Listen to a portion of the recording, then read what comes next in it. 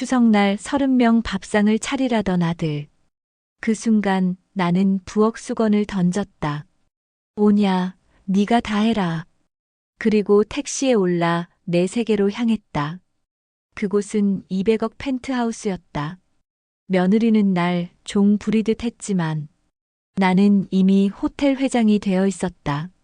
잔치는 무너지고 비밀은 드러났다. 누가 상을 차려야 할지 오늘 판가름 날이라. 부엌은 이제 내 룰 위에 세운다. 연회장 한가운데 내 이름이 울려 퍼졌다. 호텔 회장 박선자. 무릎 꿇은 아들과 오열하는 며느리. 나는 단호히 말했다. 살림은 살리는 일이다. 그리고 새로운 가족의 룰이 시작됐다. 오늘 이야기를 시작하기 전에 잠깐 무료 버튼인 구독과 좋아요 누르시는 순간 여러분 인생에도 드라마 같은 대박 반전이 찾아옵니다.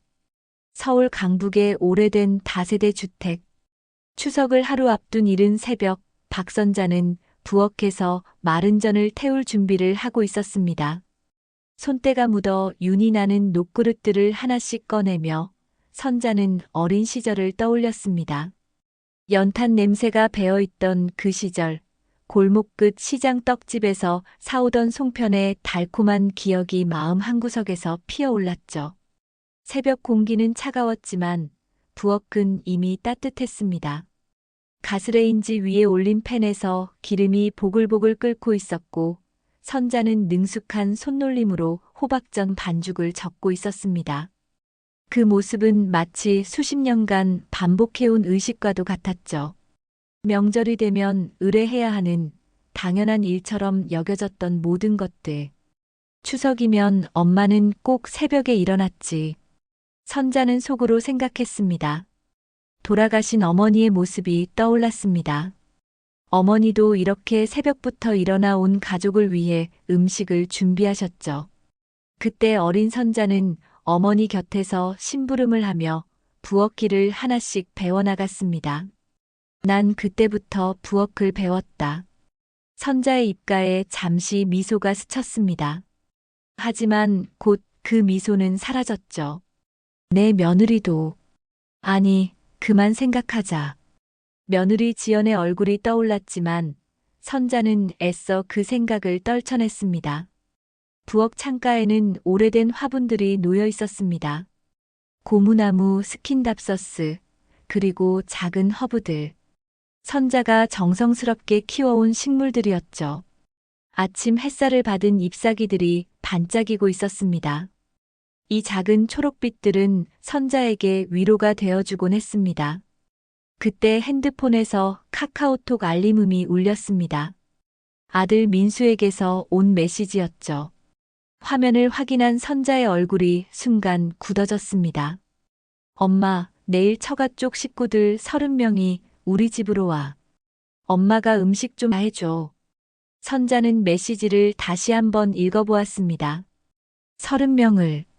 중얼거리며 당황스러운 표정을 지었죠. 손에 들고 있던 나무 주걱이 떨렸습니다. 30명이라니, 그것도 갑자기. 곧이어 민수에게서 추가 메시지가 왔습니다. 명절이니까. 엄마가 원래 잘하시잖아. 선자는 핸드폰을 식탁 위에 내려놓고 깊은 한숨을 내쉬었습니다.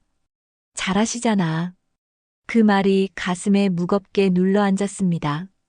잘한다는 것과 좋아한다는 것은 다른 일이었는데 사람들은 그것을 구분하지 못하는 것 같았습니다. 그런데 전화벨이 울렸습니다. 며느리 지연이었죠. 어머니, 안녕하세요. 지연의 목소리는 평소보다 더욱 당당했습니다. 마치 이미 모든 것이 결정된 일처럼 말하는 어조였죠. 응, 지연아. 선자는 최대한 평온한 목소리로 대답했습니다. 요즘은 시댁이 호스팅하는 게 매너예요.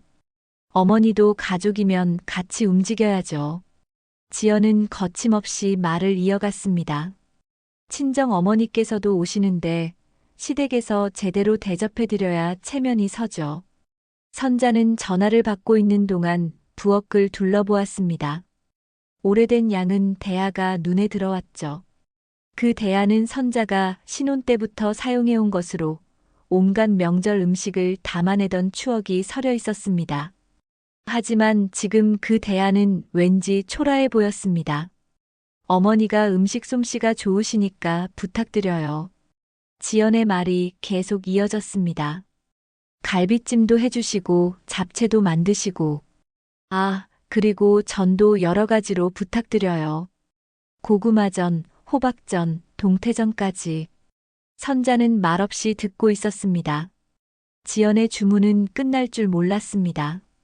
나물 반찬, 김치, 그리고 후식으로 식혜와 수정과까지. 마치 음식점에 주문하는 것처럼 구체적이고 상세했죠. 어머니, 들으세요? 지연의 목소리가 다시 들려왔습니다. 응, 듣고 있어. 선자는 대답했지만 마음은 복잡했습니다. 양은 대야를 바라보며 생각에 잠겼죠. 그럼 내일 오전 일찍부터 준비해 주세요. 손님들이 오후에 오시거든요. 지연은 마지막까지 자신의 요구사항을 전달했습니다. 전화를 끊고 난 후 선자는 부엌에 혼자 서 있었습니다. 마른 전 반죽이 담긴 그릇을 보며 속으로 생각했죠. 내 살림살이, 내 인생. 왜 남의 식탁에선 늘 내가 종처럼 서야 하지? 선자는 젊은 시절을 떠올렸습니다. 결혼 초기부터 지금까지 명절이 되면 언제나 부엌에서 보낸 시간들. 시어머니가 살아계실 때는 시어머니 눈치를 보며, 시어머니가 돌아가신 후에는 며느리와 손님들 눈치를 보며, 언제나 자신의 자리는 부엌이었습니다. 창밖으로 새벽 햇살이 스며들고 있었습니다. 이웃집에서는 이미 명절 준비하는 소리들이 들려왔죠. 도마 위에서 칼질하는 소리, 기름 끓는 소리, 그리고 가족들의 웃음소리까지. 하지만 선자의 부엌은 적막했습니다. 선자는 냉장고를 열어보았습니다. 30명분의 음식을 준비하기에는 재료가 턱없이 부족했습니다. 시장에 가서 장을 봐야 했고, 그것도 엄청난 양을 사와야 했죠. 갈비만 해도 몇 킬로를 사야 할지 가늠이 안 됐습니다. 선자는 다시 한번 양은 대야를 바라보았습니다. 그 대야 안에는 자신의 지난 세월이 모두 담겨 있는 것 같았습니다. 무수한 명절과 제사, 손님 맞이와 가족 모임. 그 모든 순간에 자신은 늘 보이지 않는 곳에서 음식을 준비하는 사람이었죠. 부엌 한쪽 벽에는 낡은 달력이 걸려 있었습니다. 추석 날짜에 빨간 동그라미가 그어져 있었고, 그 주변으로 선자의 손글씨로 적힌 메모들이 빼곡했습니다. 전 준비, 나물 삶기, 갈비 재우기. 매년 반복되는 의무들이었습니다. 선자는 찬장을 열어 그릇들을 꺼내기 시작했습니다. 하지만 손을 움직이면서도 마음 한편으로는 다른 생각이 자리 잡고 있었습니다. 이런 일상에서 언젠가는 벗어날 수 있을까 하는 간절한 바람이었죠. 추석 당일 오전, 선자는 새벽부터 부엌에서 분주하게 움직이고 있었습니다. 어젯밤 잠을 제대로 이루지 못했던 탓에 눈가에는 피로가 역력했지만 손놀림만은 여전히 능숙했습니다. 이미 호박전과 동태전은 한 접시씩 완성되어 있었고, 갈비찜을 위한 갈비는 양념에 재워져 있었죠. 현관문이 열리며 며느리 지연이 들어왔습니다. 평소보다 일찍 온 것 같았는데 손에는 커다란 쇼핑백을 들고 있었습니다. 어머니, 안녕하세요. 일찍 와서 도와드리려고요. 지연은 밝은 표정으로 인사했습니다. 하지만 그 미소 뒤로는 무언가 계산적인 것이 느껴졌습니다. 선자는 고개를 끄덕이며 대답했습니다. 그래, 고맙다. 그런데 그 가방엔 뭐가 들어있니? 이거요? 지연은 쇼핑백을 식탁 위에 올려놓으며 말했습니다. 친정 어머니께서 좋아하시는 과일이랑 간식들이요. 어머니가 음식은 다 준비해 주시니까 저는 이런 것들로 도와드리려고요. 선자는 속으로 씁쓸하게 웃었습니다. 결국 음식 준비는 온전히 자신의 몫이라는 뜻이었죠. 하지만 아무 말하지 않고 다시 부엌으로 돌아갔습니다. 지연은 거실에서 소파와 테이블을 정리하며 말했습니다. 어머니, 저는 얇게, 잡채는 당면이 투명해질 때까지요. 친정 어머니께서 음식에 까다로우신 편이거든요. 선자는 전을 뒤집으면서 대답했습니다. 알았어. 그런데 30명분을 혼자 다 준비하기엔 양이 너무 많구나. 괜찮아요. 어머니가 원래 잘하시잖아요. 지연은 당연하다는 듯이 말했습니다. 그리고 설거지는 남자들이야 바빠서 어렵고 제가 손님 접대하느라 바쁠 것 같아요. 어머니께서 부탁드려요. 선자의 손이 잠시 멈췄습니다. 음식 준비뿐만 아니라 설거지까지 자신의 몫이라는 것이었죠. 그때 민수가 들어왔습니다. 엄마, 아침부터 고생하시네. 민수는 부엌을 들여다보며 말했습니다. 근데 손님상엔 갈비찜은 기본이지. 늦지 않게 부탁해. 선자는 이미 갈비를 재워두었다고 말하려 했지만 민수는 벌써 거실로 가서 텔레비전을 틀고 있었습니다. 마치 당연한 서비스를 받는 손님처럼 행동하는 아들의 모습에 선자는 마음이 무거워졌습니다. 어머니, 그리고 나물도 5가지는 준비해 주세요. 지연이 추가로 주문했습니다. 도라지, 고사리, 시금치, 콩나물, 그리고 버섯나물까지요. 친정 식구들이 나물을 좋아하시거든요. 선자는 냉장고에서 나물 재료들을 꺼내며 한숨을 쉬었습니다. 이미 준비한 것들 외에도 해야 할 일이 산더미였습니다. 시계를 보니 벌써 오전 10시. 손님들이 오후 2시에 온다고 했으니 시간은 턱없이 부족했습니다. 민수야, 나물 좀 다듬는 것 도와줄 수 있니? 선자가 거실로 목소리를 높여 말했습니다. 엄마, 나는 손님 맞을 준비해야 해서. 민수는 텔레비전에서 눈을 떼지 않고 대답했습니다. 그리고 곧 처가 어른들 마중 나가야 하거든. 지연도 덧붙였습니다. 어머니, 저도 친정 어머니 오시기 전에 화장하고 옷도 갈아입어야 해서요. 첫인상이 중요하잖아요. 결국 선자는 혼자서 모든 것을 준비해야 했습니다. 도라지를 손질하고 고사리를 삶고 시금치를 데치는 동안 시간은 빠르게 흘러갔습니다. 등에는 식은땀이 흘렀고 발목은 아파왔습니다. 오후 1시가 되자 현관에서 왁자지껄한 소리가 들렸습니다. 지연의 친정 식구들이 도착한 것 같았습니다. 선자는 앞치마를 두른 채로 인사를 나가려 했지만 지연이 손짓으로 막았습니다. 어머니는 부엌에서 마무리하세요. 제가 인사드릴게요. 선자는 부엌 문틈 사이로 거실을 바라보았습니다. 지연의 친정 어머니를 비롯해 정말 많은 사람들이 들어오고 있었습니다.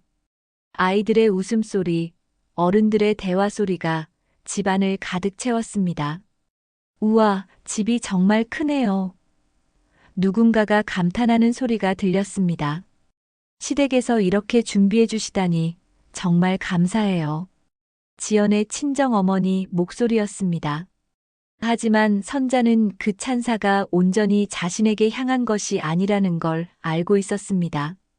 사람들은 집의 크기와 음식의 풍성함은 칭찬했지만 그것을 준비한 사람에 대해서는 관심이 없어 보였습니다. 갈비찜에서 김이 모락모락 피어오르고 있었습니다. 선자는 마지막으로 간을 맞춰보고 예쁜 그릇에 담기 시작했습니다. 그때 민수가 부엌으로 들어왔습니다. 엄마, 빨리 좀 내와. 사람들이 배고파 하잖아. 선자는 무거운 갈비찜 그릇을 들고 거실로 나갔습니다. 식탁에는 이미 여러 접시들이 놓여 있었고 사람들은 음식을 보며 감탄하고 있었습니다. 우와, 정말 맛있어 보인다. 시댁에서 이렇게 정성스럽게 준비해 주시다니. 하지만 선자를 바라보는 사람은 많지 않았습니다. 모두들 음식에만 관심이 있었죠. 선자는 다시 부엌으로 돌아가 남은 음식들을 가져다 놓았습니다. 그 순간 뭔가가 선자 안에서 터져 나왔습니다. 오랫동안 참아왔던 감정들이 한꺼번에 밀려올랐죠. 선자는 부엌으로 돌아와 두르고 있던 앞치마를 벗어던졌습니다. 뭐냐? 네가 음식 다 해라. 선자의 목소리는 조용했지만 단호했습니다. 난 이제 내 자리로 간다. 거실에서 웃고 떠드는 소리가 계속 들렸지만 선자는 더 이상 그 소리에 귀 기울이지 않았습니다. 코트 하나만 챙겨서 현관으로 향했습니다. 민수와 지연은 선자의 갑작스러운 행동에 당황했습니다. 어머니, 어디 가세요? 지연이 다급하게 물었습니다. 엄마, 손님들 다 기다리는데. 민수도 뒤따라 나왔습니다. 하지만 선자는 이미 계단을 내려가고 있었습니다. 오랫동안 자신을 가둬두었던 울타리를 마침내 벗어나는 기분이었습니다. 평생 부엌에서 버텼던 시간들, 오늘만큼은 내가 만든 내 세계로 가고 싶었습니다. 택시가 멈춰 섰습니다. 선자는 주저없이 뒷자리에 앉았습니다. 어디로 가시겠습니까? 기사가 물었습니다. 한강 다리를 건너서 N호텔로 가주세요. 택시가 출발하자 핸드폰이 연달아 울렸습니다. 민수와 지연에게서 온 전화였지만 선자는 받지 않았습니다. 창밖으로 펼쳐지는 서울 시내를 바라보며 선자는 깊게 숨을 들이마셨습니다. 택시는 한강 다리를 건너 N호텔로 향했습니다. 한강의 물결이 햇빛을 받아 반짝이고 강변에는 가족 단위로 나온 사람들이 돗자리를 펼치고 있었습니다. 평범한 명절 오후의 풍경이었지만 선자에게는 새롭게 느껴졌습니다. 핸드폰이 또다시 울렸습니다. 민수에게서 온 전화였습니다. 선자는 잠시 망설이다가 전화를 받았습니다. 엄마, 지금 어디야? 빨리 돌아와. 민수의 목소리에는 당황함이 가득했습니다. 민수야, 잔치에는 주인이 있어야지. 내가 주인이야. 네가 다 해라. 선자의 목소리는 차분했습니다. 엄마, 무슨 소리야? 손님들이 다 기다리고 있단 말이야. 민수는 거의 소리를 지르고 있었습니다. 선자는 전화를 끊었습니다. 그리고 핸드폰을 무음으로 돌렸습니다. 택시는 이미 N호텔 앞에 도착해 있었습니다. 도착했습니다. 기사가 말했습니다. 선자는 요금을 지불하고 택시에서 내렸습니다. N호텔의 웅장한 외관이 눈앞에 펼쳐졌습니다. 현관 앞에서 도어맨이 깊게 허리를 굽혔습니다. 회장님, 명절 잘 보내십시오. 도어맨의 정중한 인사였습니다. 그래, 오랜만이네. 선자는 자연스럽게 대답했습니다. 로비를 지나 엘리베이터에 올랐습니다. 27층 버튼을 누르자 엘리베이터는 조용히 상승하기 시작했습니다. 거울에 비친 자신의 모습을 보며 선자는 작은 미소를 지었습니다. 부엌에서 벗어나니 얼굴에 생기가 돌아온 것 같았습니다. 엘리베이터 문이 열리고 선자는 스위트룸 2703호로 향했습니다. 카드를 대자 문이 열렸습니다. 넓은 거실이 한눈에 들어왔고 전면 유리창 너머로 남산타워가 선명하게 보였습니다. 거실에는 은은한 금목서 향이 풍기고 있었습니다. 선자가 좋아하는 향이었죠. 소파에 앉아 깊게 숨을 들이마시니 마음이 한결 평온해졌습니다. 이곳은 부엌의 기름 냄새와는 전혀 다른 세계였습니다. 그때 초인종이 울렸습니다. 문을 열자 비서 윤 실장이 서 있었습니다. 40대 초반의 단정한 여성으로 선자와 함께 일한 지 벌써 10년이 넘었습니다. 회장님, 오늘 일정 확인차 왔습니다. 윤 실장은 태블릿을 들고 있었습니다. 명절 지원 푸드트럭, 독거 어르신 300인분 배달 준비 완료되었습니다. 좋아. 선자는 소파에 앉으며 대답했습니다. 그리고 오후에 인수 예정 호텔 계약 서류 결제가 있다고 했지? 네, 맞습니다. 부산 해운대 쪽 리조트 호텔입니다. 계약 금액이 상당하니 꼼꼼히 검토해 보시기 바랍니다. 선자는 고개를 끄덕였습니다. 부엌 대신 오늘은 내가 더 큰 부엌을 여는 날이야. 윤 실장은 선자의 말을 이해한다는 듯 미소를 지었습니다. 선자가 호텔업을 더 큰 부엌이라고 부르는 것은 이미 익숙한 표현이었습니다. 거실 한쪽 벽에는 선자의 사진들이 걸려 있었습니다. 그 중에서도 가장 눈에 띄는 것은 30년 전 호텔 하우스키핑으로 시작하던 시절의 사진이었습니다. 젊은 선자가 하얀 유니폼을 입고 청소 도구를 들고 있는 모습이었죠. 선자는 그 사진을 바라보며 생각에 잠겼습니다. 연탄 냄새 묻은 손으로 호텔 시트를 펼치던 그날들. 재개발 보상금으로 산 작은 지분이 이렇게 자랄 줄 누가 알았나. 실제로 선자의 인생은 극적이었습니다. 젊은 시절 남편과 함께 작은 다세대 주택에서 살면서 생계를 위해 호텔 청소부로 일했습니다. 새벽부터 밤늦게까지 일하며 모은 돈으로 아들을 키웠죠. 그러다 살던 동네가 재개발되면서 받은 보상금으로 호텔 지분을 조금씩 사들이기 시작했습니다. 처음에는 정말 작은 지분이었습니다. 하지만 선자는 호텔업을 이해하고 있었습니다. 청소부로 일하면서 호텔의 구석구석을 알게 되었고 손님들이 무엇을 원하는지 누구보다 잘 파악하고 있었습니다. 그 경험을 바탕으로 투자를 늘려나갔고 결국 호텔의 주요 지분을 소유하게 되었습니다. 회장님, 윤 실장이 조심스럽게 말을 꺼냈습니다. 아드님 댁은 괜찮으신지요? 선자는 남산타워를 바라보며 대답했습니다. 이제 내가 퍼주는 부엌은 진짜 필요한 곳에만 열 거야. 그 말의 의미를 윤 실장은 충분히 이해할 수 있었습니다. 선자가 오랫동안 가족들을 위해 자신을 희생해왔다는 것을, 그리고 이제는 그런 관계를 바꾸고 싶어 한다는 것을 말이죠. 그럼 독거 어르신 급식 프로그램은 어떻게 진행하시겠습니까? 윤 실장이 물었습니다. 예정대로 진행해. 그리고 앞으로는 매주 정기적으로 하자. 정말 음식이 필요한 분들께 따뜻한 밥상을 차려드리고 싶어. 선자의 목소리에는 확신이 담겨 있었습니다. 윤 실장은 태블릿에 메모하며 말했습니다. 알겠습니다. 시장 상인회와도 협력해서 더 많은 분들께 도움을 드릴 수 있을 것 같습니다. 좋은 생각이야. 시장 상인들도 명절에는 매출이 줄어드니까 서로 도움이 될 거야. 창밖으로는 명절 오후의 서울이 펼쳐져 있었습니다. 한강공원에는 가족 단위 나들이객들이 많았고 고층 빌딩들 사이로는 연휴를 즐기는 사람들의 모습이 보였습니다. 하지만 선자가 보기에는 그 풍경이 새롭게 느껴졌습니다. 부엌이라는 작은 세계에서 벗어나 더 넓은 세상을 바라보고 있는 기분이었습니다.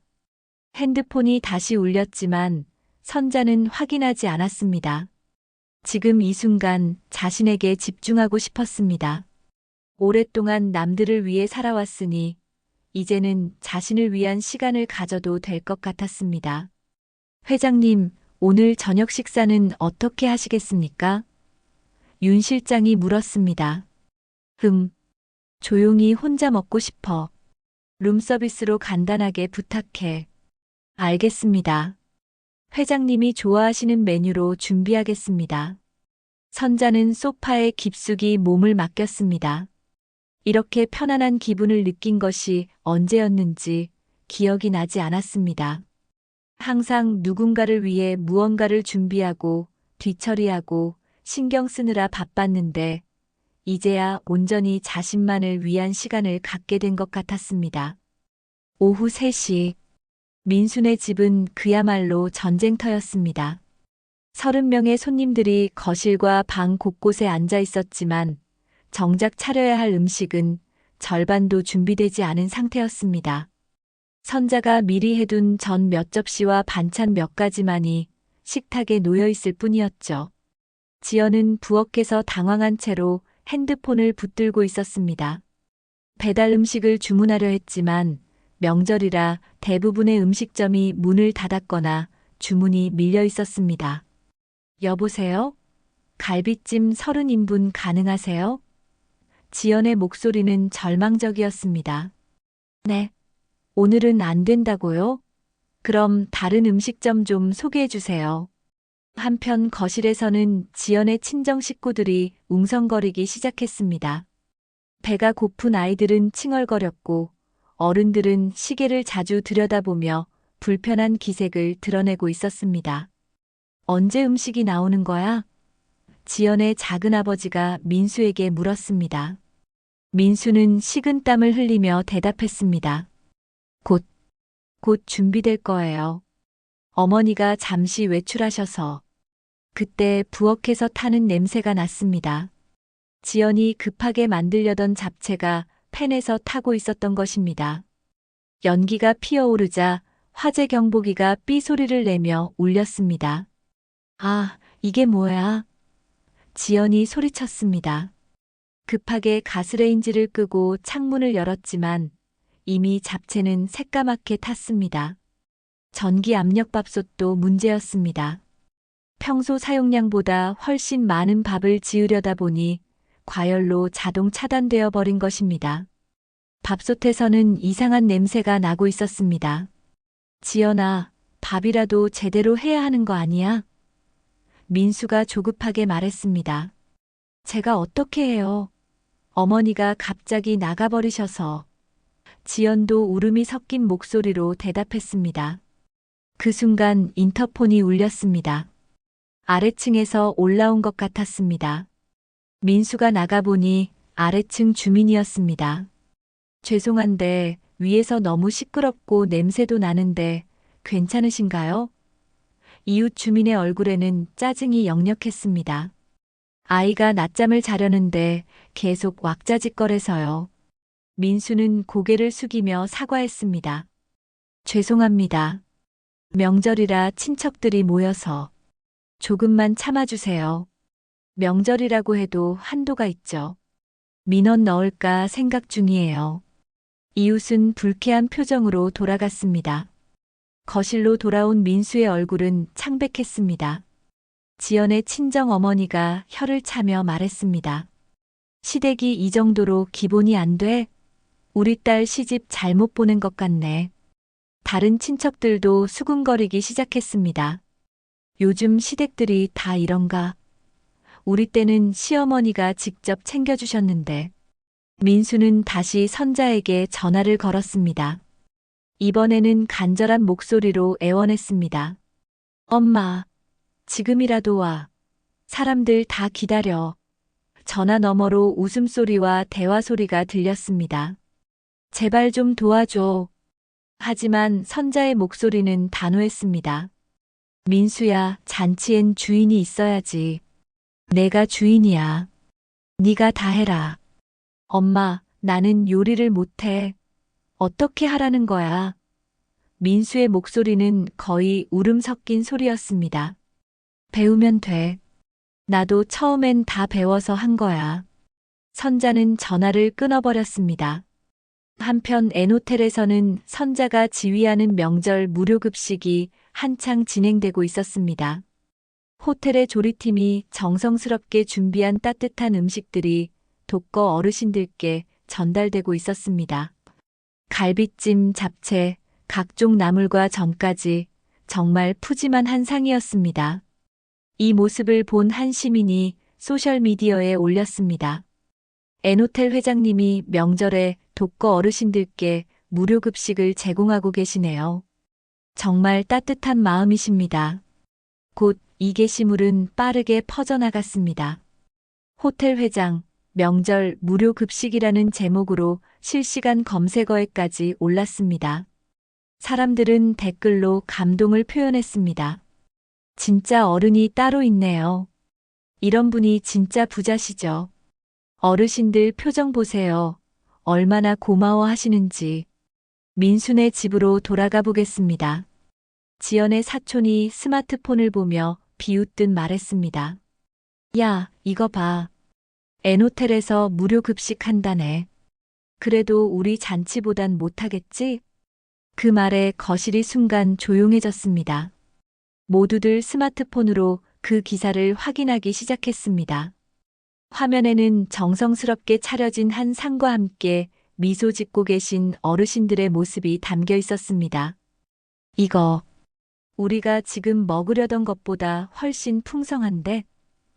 누군가가 중얼거렸습니다. 민수는 그 순간 무언가 깨달았습니다. 어머니가 호텔 회장이라는 것을 아는 사람은 가족 중에서도 많지 않았습니다. 하지만 지금 화면에 나오는 그 푸짐한 음식들은 분명 어머니의 손길이 닿은 것들이었습니다. 지연은 마지막 카드를 써보려 했습니다. 대량 케이터링 업체에 전화를 걸어 음식을 주문했습니다. 비용이 꽤 나갔지만 이 상황을 모면하려면 어쩔 수 없었습니다. 네, 갈비찜 대형 30인분, 잡채 대형 30인분 카드로 결제할게요. 하지만 결제하는 순간 예상치 못한 일이 일어났습니다. 민수의 카드가 한도 초과로 결제 실패가 된 것입니다. 배달기사가 난처한 표정으로 말했습니다. 손님, 카드가 결제가 안 되는데요? 다른 카드 있으세요?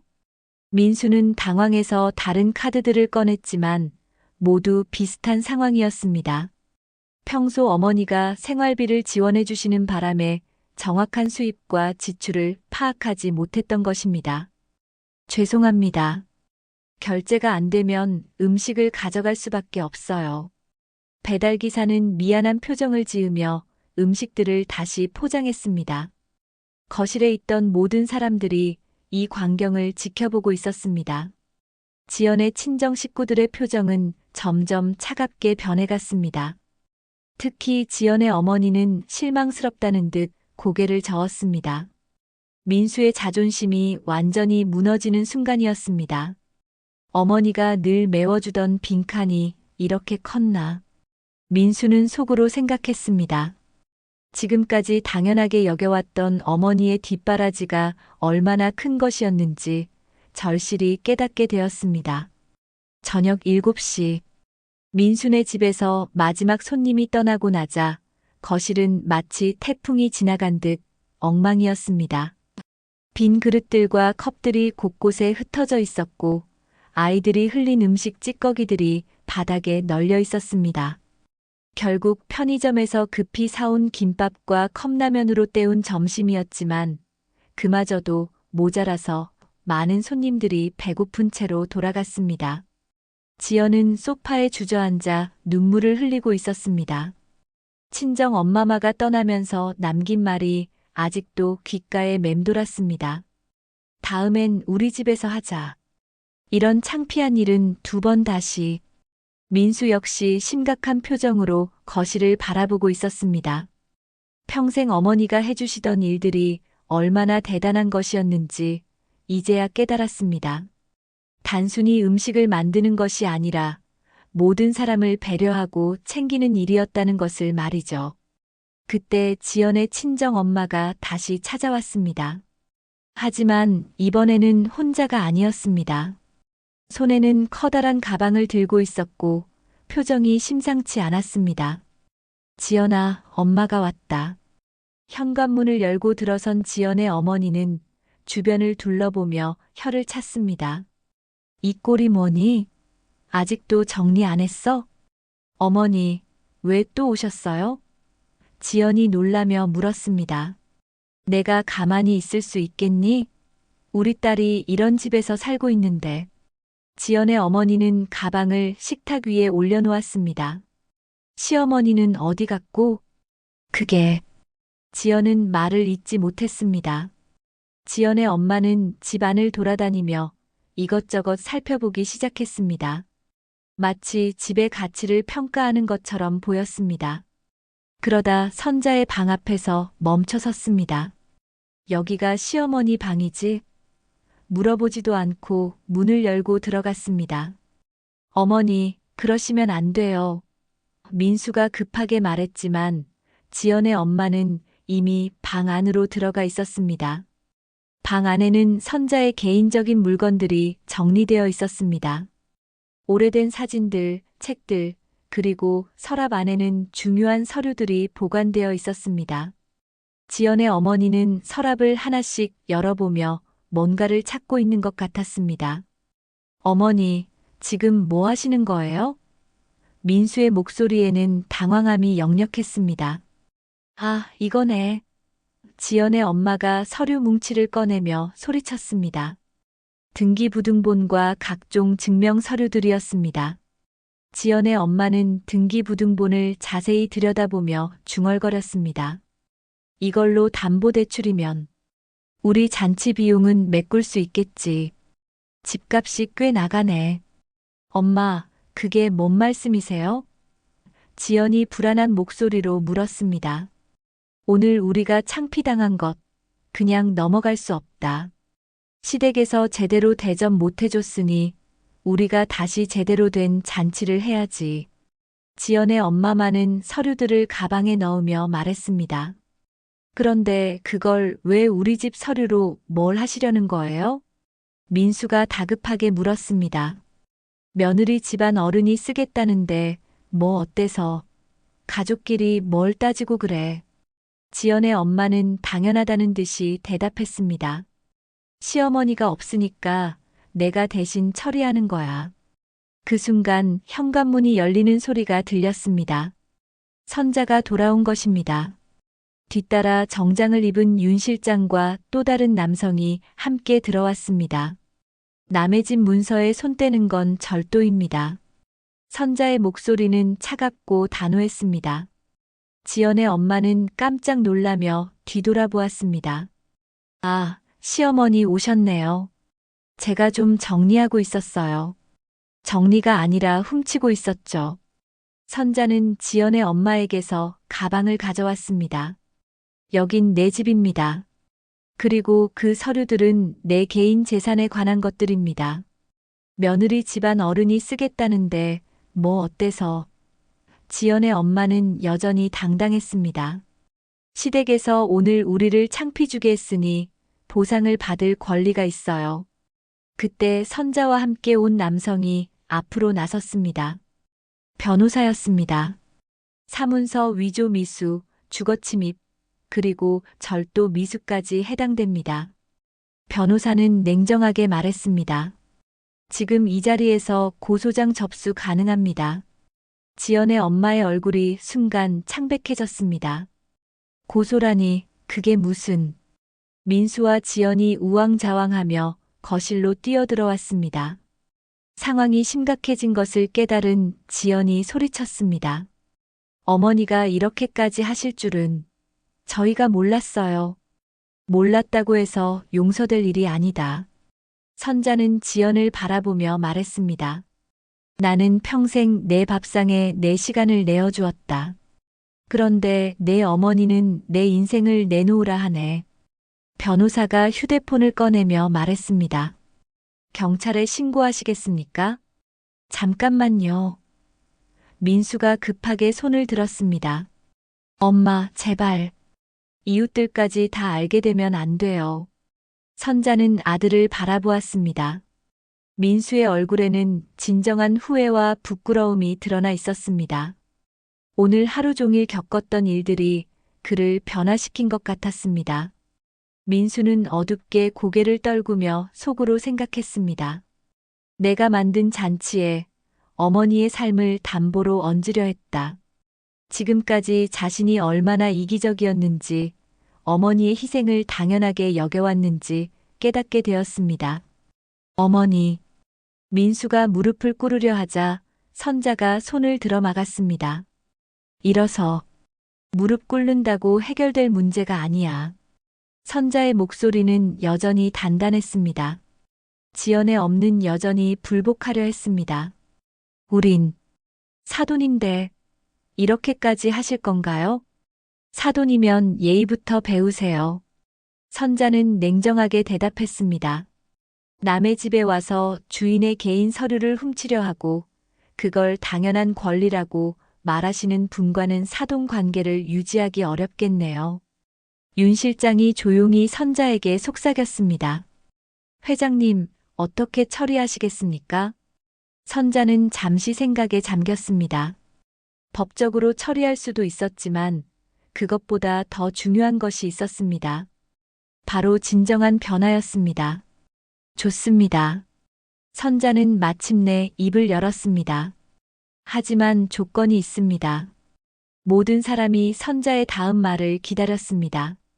이 위기가 어떻게 해결될지, 그리고 이 가족의 미래가 어떻게 될지가 선자의 다음 말에 달려 있었습니다. 거실에 정적이 흘렀습니다. 모든 사람의 시선이 선자에게 쏠려 있었습니다. 선자는 천천히 소파에 앉으며 입을 열었습니다. 내일 저녁 N호텔 연회장으로 오세요. 모든 분들이요.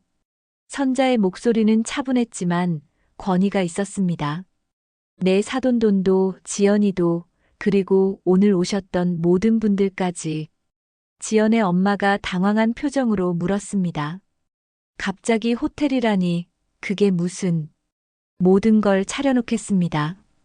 단 내 룰대로. 선자는 지연의 어머니를 똑바로 바라보며 말했습니다. 오늘 일에 대한 사과와 함께 앞으로 우리 가족이 어떻게 지낼 것인지 명확히 정하겠습니다. 변호사가 선자에게 조용히 물었습니다.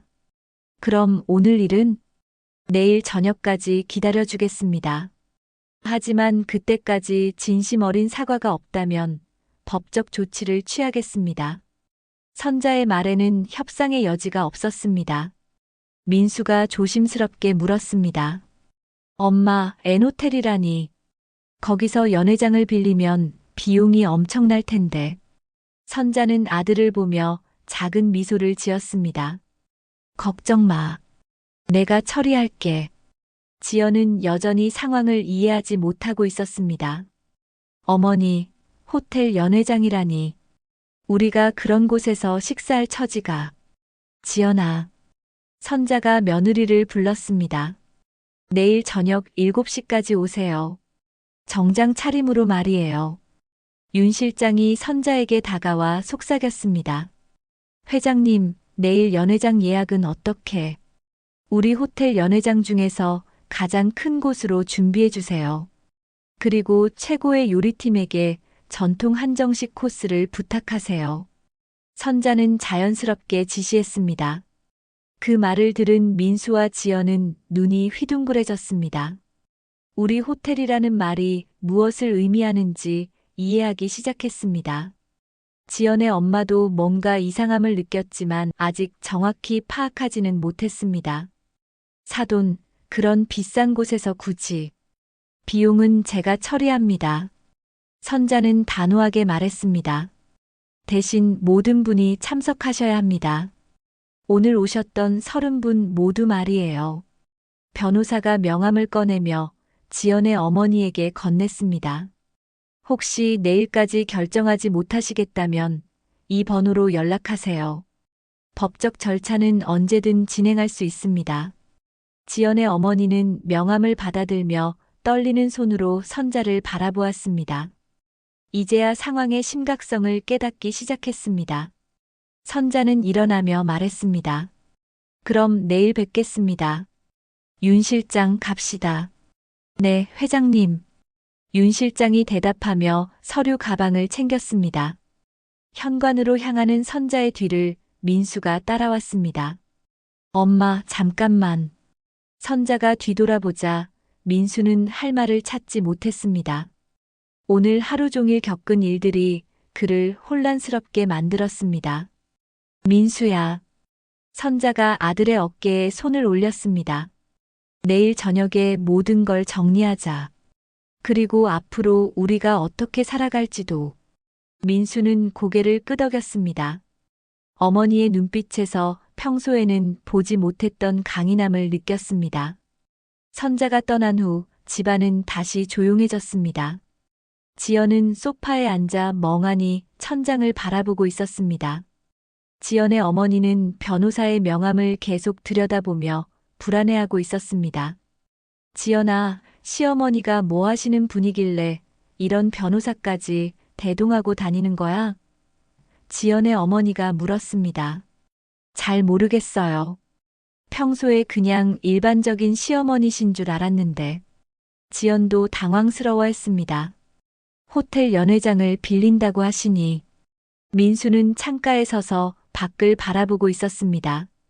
오늘 하루 동안 자신의 세계가 완전히 뒤바뀐 기분이었습니다. 어머니가 단순히 집에서 요리만 하시는 분이 아니라는 것을, 그리고 지금까지 자신이 얼마나 많은 것을 당연하게 여겨왔는지 깨닫게 되었습니다. 한편 N호텔로 돌아온 선자는 윤 실장과 함께 내일 행사 준비에 대해 논의하고 있었습니다. 회장님, 내일 연회장 준비는 어떻게 하시겠습니까? 윤 실장이 물었습니다. 가장 정식으로 준비해 주세요. 전통 한정식 코스로 하되 모든 음식이 완벽해야 합니다. 선자는 창밖 서울 야경을 바라보며 말했습니다. 그리고 특별한 프레젠테이션도 준비해야겠어요. 프레젠테이션이라고 하시면 내 인생 이야기를 정리한 영상을 만들어 주세요. 하우스키핑으로 시작해서 지금까지의 과정을 보여주는 것으로요. 선자의 목소리에는 결의가 담겨 있었습니다. 윤 실장은 이해했다는 표정으로 고개를 끄덕였습니다.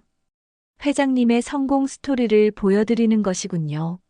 성공 스토리라기보다는 선자가 잠시 멈췄습니다. 진짜 나를 보여주고 싶어요. 그리고 앞으로는 서로 존중하며 살아가고 싶다는 것을 명확히 하고 싶습니다. 알겠습니다. 최고의 멀티미디어 팀에게 의뢰하겠습니다. 선자는 소파에 앉아 오늘 있었던 일들을 정리해 보았습니다. 아침에 부엌에서 느꼈던 답답함부터 오후에 며느리 어머니의 충격적인 행동까지 모든 것이 하루 만에 일어난 일이었지만 마치 오랫동안 쌓여있던 감정들이 한꺼번에 터져나온 것 같았습니다. 회장님, 윤 실장이 조심스럽게 말을 꺼냈습니다. 가족분들께서 내일 진실을 알게 되시면 많이 놀라실 것 같은데요. 그럴 수도 있겠죠. 선자는 미소를 지었습니다. 하지만 이제는 숨길 이유가 없어요. 오히려 당당하게 말하고 싶어요. 내가 누구인지, 그리고 앞으로 어떻게 살고 싶은지를. 창밖으로 서울의 불빛들이 반짝이고 있었습니다.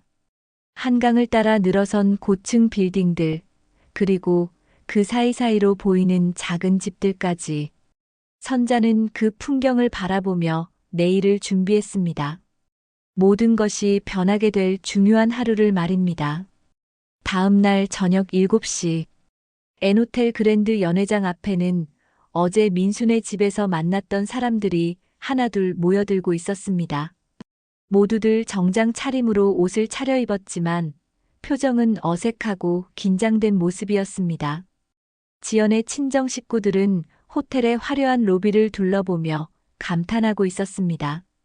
대리석 바닥과 샹들리에, 그리고 곳곳에 배치된 예술 작품들이 일반 가정집과는 차원이 다른 분위기를 연출하고 있었습니다. 와, 여기 진짜 비싸겠다. 지연의 사촌이 중얼거렸습니다. 지연의 어머니는 여전히 불안한 표정이었습니다. 어젯밤 내내 잠을 이루지 못했는데 선자가 준비한 이 자리가 단순한 식사 자리가 아니라는 것을 직감하고 있었습니다. 민수와 지연은 가장 일찍 도착했습니다. 민수는 평생 이런 고급 호텔의 연회장에 와본 적이 없었기에 눈이 휘둥그레졌습니다. 지연 역시 마찬가지였습니다. 여보, 어머니가 정말 여기서 식사를 준비하신 건가? 지연이 불안한 목소리로 물었습니다. 모르겠어. 어머니가 어떻게 이런 곳을 예약하셨는지. 민수도 당황스러워하고 있었습니다. 그때 호텔 직원이 다가왔습니다. 박선자 회장님 일행이시죠? 안내해드리겠습니다. 회장님이라는 호칭에 모든 사람들이 당황했습니다. 하지만 직원은 당연하다는 듯 앞서 걸어갔습니다. 연회장 문이 열리자 모든 사람들이 탄성을 질렀습니다. 거대한 홀 중앙에는 긴 테이블이 설치되어 있었고 그 위에는 정성스럽게 차려진 한정식이 놓여 있었습니다. 전통 병가부터 갈비찜, 잡채, 각종 나물과 전까지 어제 민수네 집에서 먹지 못했던 모든 음식들이 완벽하게 준비되어 있었습니다. 테이블 끝쪽에는 식혜와 수정과까지 준비되어 있었고, 홀 한쪽에서는 현악 삼중주팀이 고향의 봄을 연주하고 있었습니다. 분위기는 마치 궁중 연회를 연상시킬 정도로 격조 높았습니다. 지연의 친정 식구들은 입을 다물지 못했습니다. 어제까지만 해도 시댁을 무시하던 그들이었지만 이 광경 앞에서는 할 말을 잃었습니다. 지연의 어머니가 누군가에게 속삭였습니다. 이 정도면 드디어 시댁이 사람 됐네. 그때 홀의 조명이 살짝 어두워졌습니다. 정면의 대형 스크린에 영상이 나타나기 시작했습니다. 흑백 사진으로 시작된 영상에는 젊은 시절의 선자가 나와 있었습니다. 하얀 유니폼을 입고 호텔 복도를 청소하는 모습이었습니다. 나레이션이 흘러나왔습니다. 1985년 25살의 박선자는 생계를 위해 호텔 하우스키핑으로 일을 시작했습니다. 영상은 계속해서 선자의 삶을 보여주었습니다. 새벽부터 밤늦게까지 일하며 아들을 키우던 모습, 재개발 보상금으로 호텔 지분을 조금씩 사들이던 과정, 그리고 점차 사업을 확장해 나가던 시절들까지 작은 지분 투자로 시작된 그녀의 도전은 30년 만에 놀라운 결실을 맺었습니다. 영상에는 선자가 지역 장학금을 지급하고 독거 어르신들을 위한 무료 급식을 제공하는 모습들이 이어졌습니다. 그리고 마지막에는 커다란 로고가 나타났습니다. N호텔그룹 회장 박선자. 홀 안이 정적에 휩싸였습니다. 모든 사람들이 충격에 빠져 있었습니다. 평소 부엌에서 묵묵히 음식을 준비하던 그 시어머니, 그 어머니가 알고 보니 이 거대한 호텔의 회장이었던 것입니다. 조명이 다시 밝아지자 홀 뒤쪽에서 선자가 등장했습니다. 단정한 검정색 정장을 입고 자신감 넘치는 모습으로 걸어 들어왔습니다. 평소 집에서 보던 모습과는 완전히 달랐습니다. 선자는 준비된 연단 앞에 섰습니다. 모든 시선이 그녀에게 집중되었습니다. 어제 여러분은 상을 원했습니다. 선자의 목소리는 명확하고 권위 있었습니다. 제가 평생 배운 건 살림입니다. 살림은 살리는 일이에요. 누가 누구를 살릴지 오늘 정하겠습니다. 지연의 어머니는 얼굴이 새하얗게 질렸습니다. 어제 자신이 저지른 일들이 얼마나 큰 실수였는지 깨닫기 시작했습니다. 그때 변호사가 앞으로 나왔습니다. 어제 민수네 집에서 봤던 그 변호사였습니다. 어제의 문서 훼손과 대출 미수건은 선처 없이 법대로 진행하겠습니다. 변호사의 말에 홀 안에 웅성거림이 일었습니다. 지연의 어머니가 벌떡 일어섰습니다. 우린 사돈인데. 선자는 차갑게 대답했습니다. 사돈이면 예의부터 배우세요. 밥은 대접받을 줄만 알면 안 됩니다. 그 순간 민수가 자리에서 일어났습니다. 그리고 모든 사람들이 보는 앞에서 무릎을 꿇었습니다. 엄마, 미안해. 민수의 목소리는 떨리고 있었습니다. 난 늘 엄마의 부엌이 당연했어. 엄마가 누군지도 모르고 그저 내 편의만 생각했어. 홀 안이 숙연해졌습니다. 선자는 아들을 바라보며 복잡한 감정이 교차했습니다. 이젠 내 부엌을 차려. 선자의 목소리가 부드러워졌습니다. 그게 가장 큰 효도다. 지연도 떨리는 목소리로 말했습니다. 제가 배웠던 매너엔 존중이 빠져 있었네요. 죄송합니다, 어머니. 선자는 마지막 조건을 제시했습니다. 가족 모임은 각 집마다 돌아가며 인원 제한, 비용 공개로 진행합니다. 그리고 명절 전날에는 나눔 부엌 봉사로 시작하겠습니다. 선자의 목소리는 단호했습니다. 못 지키면 각자 집에서 소박하게 지내시기 바랍니다. 지연의 어머니는 완전히 기가 꺾인 상태였습니다. 알겠습니다. 모든 조건 다 따르겠습니다. 선자는 테이블을 둘러보며 말했습니다. 그럼 이제 진짜 가족이 되어 함께 식사해 봅시다. 서로 존중하며 말입니다. 한 달 후 시장 골목. 아침 일찍부터 명절 나눔 부엌이라는 간판 아래로 사람들이 모여들고 있었습니다. 추석이 지나고 찾아온 첫 번째 정기 봉사의 날이었습니다. 자원봉사자 조끼를 입은 지연이 능숙한 손놀림으로 어르신 도시락을 포장하고 있었습니다. 한 달 전 호텔 연회장에서의 그 충격적인 하루 이후 지연은 많은 것이 바뀌었습니다. 매주 토요일마다 이곳에서 봉사를 하면서 진정한 매너가 무엇인지 배워가고 있었습니다. 할머님, 오늘은 갈비찜이 들어갔어요. 따뜻하게 드세요. 지연이 도시락을 건네며 따뜻한 미소를 지었습니다. 고마워, 아가씨 이런 정성스러운 음식을 매주 주다니. 할머니는 고마움이 가득한 표정으로 도시락을 받아들었습니다. 한쪽에서는 민수가 고무장갑을 끼고 설거지통을 지키고 있었습니다. 처음에는 서툴렀지만 이제는 제법 능숙해져 있었습니다. 평생 어머니가 해주시던 일들이 얼마나 소중한 것이었는지 이제야 몸소 체험하고 있었습니다. 형, 이거 좀 도와줘요. 젊은 봉사자가 무거운 국솥을 옮기려 하자 민수가 재빨리 도와주었습니다. 괜찮아요. 제가 할게요. 민수는 기꺼이 무거운 일을 맡아 했습니다. 이런 작은 일들이 모여서 따뜻한 한 끼가 완성된다는 것을 이제는 알고 있었습니다. 시장 상인들도 이 나눔 부엌에 적극적으로 참여하고 있었습니다. 싱싱한 채소와 과일들을 기부해주고 때로는 직접 요리에도 참여했습니다.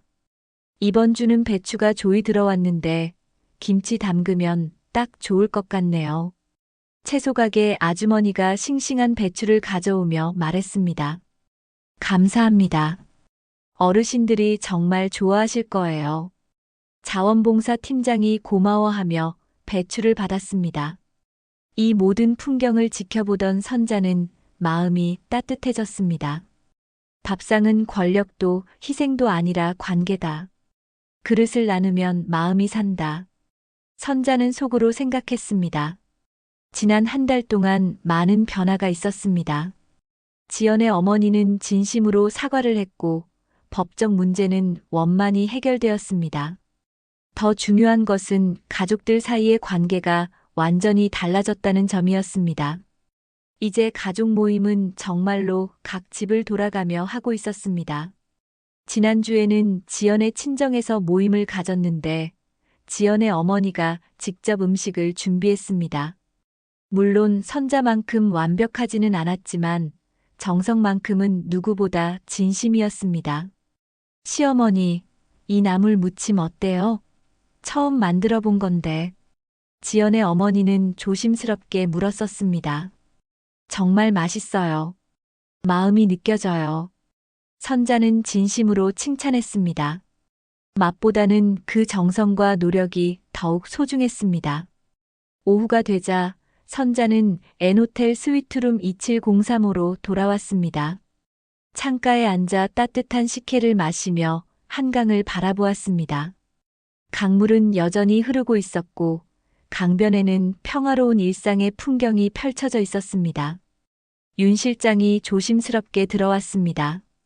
회장님, 가족분들이 오늘도 봉사 잘 다녀오셨습니다. 정말 달라지신 것 같아요. 그래요.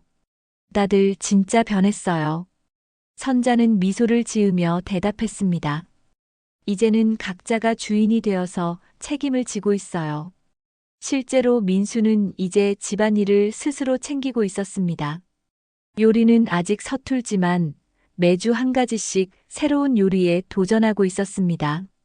지연도 마찬가지였습니다. 시어머니에게만 의존하던 과거와는 완전히 다른 모습이었습니다. 회장님, 윤 실장이 보고서를 가져왔습니다. 나눔 부엌 프로그램이 정말 성공적입니다. 이제 다른 지역에서도 벤치마킹하고 싶다고 연락이 오고 있어요. 좋은 일이에요. 더 많은 곳으로 확산되면 좋겠어요. 선자는 보고서를 보며 뿌듯해했습니다. 진짜 필요한 곳에 따뜻한 밥상을 차려드리는 일, 이보다 보람찬 일이 또 있을까요? 그때 현관에서 초인종이 울렸습니다. 문을 열어보니 민수가 서 있었습니다. 손에는 커다란 바구니를 들고 있었고 얼굴에는 자신감이 넘쳤습니다. 엄마, 오늘은 내가 전 부쳤어. 민수의 목소리에는 자랑스러움이 가득했습니다. 바구니를 열어보니 정성스럽게 만든 송편들이 들어 있었습니다. 모양은 완벽하지 않았지만 깨가 고소하게 터져 나오는 것이 정말 맛있어 보였습니다. 와, 정말 잘 만들었네. 선자는 진심으로 감탄했습니다. 언제 이렇게 요리를 배웠어? 지연이랑 같이 요리 학원도 다니고 유튜브로도 배우고. 처음에는 정말 어려웠는데 이제 조금씩 재미가 생겨요. 민수는 환하게 웃었습니다. 지연도 뒤따라 들어왔습니다. 어머니, 안녕하세요. 오늘 봉사 정말 보람찼어요. 할머니들이 너무 좋아하셔서 우리도 기분이 좋았어요. 그래, 고생했어. 선자는 며느리의 변화된 모습을 보며 흐뭇했습니다. 세 사람은 거실에 앉아 민수가 만든 송편을 나누어 먹었습니다. 참기름 냄새가 은은하게 풍기는 송편은 정말 맛있었습니다. 완벽하지 않았지만 정성이 가득 담긴 맛이었습니다. 엄마, 그동안 정말 감사했어요. 민수가 진심을 담아 말했습니다. 평생 저희를 위해 희생하신 건 알고 있었지만 그게 얼마나 대단한 일인지 몰랐어요. 이제 알았으니 됐어. 선자는 아들의 손을 잡았습니다. 앞으로는 서로 도우며 살자. 네, 어머니. 지연도 고개를 끄덕였습니다. 앞으로는 어머니께만 의존하지 않고 저희도 책임지겠어요. 선자는 속으로 생각했습니다. 부엌은 돌아왔다. 다만 내 룰과 서로의 존중 위에 이제는 더 이상 혼자서 모든 것을 짊어지지 않아도 되었습니다. 가족 각자가 자신의 몫을 담당하고 서로를 존중하며 살아가고 있었습니다. 창밖으로는 저녁 햇살이 스며들고 있었습니다. 한강 위로 황금빛 물결이 일렁이고 도시 곳곳에서는 저녁 준비를 하는 따뜻한 불빛들이 하나둘 켜지기 시작했습니다. 선자는 따뜻한 식혜를 한 모금 마시며 미소를 지었습니다.